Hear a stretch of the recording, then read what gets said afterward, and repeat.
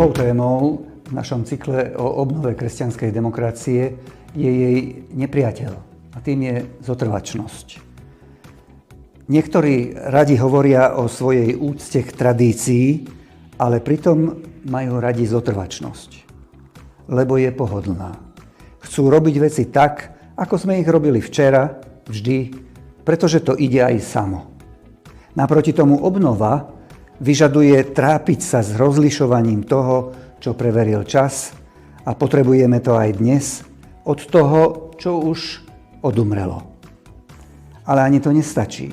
Obnova vyžaduje, aby sme boli otvorení predovšetkým preto, čo prináša život.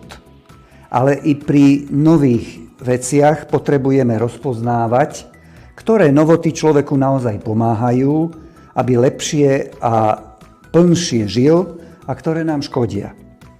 Toto rozlišovanie je potrebné nie len vedieť, ale vyžaduje aj odvahu. Prvým krokom k obnove kresťanskej demokracie je politická odvaha rozbiť železnú košeľu zotrvačnosti.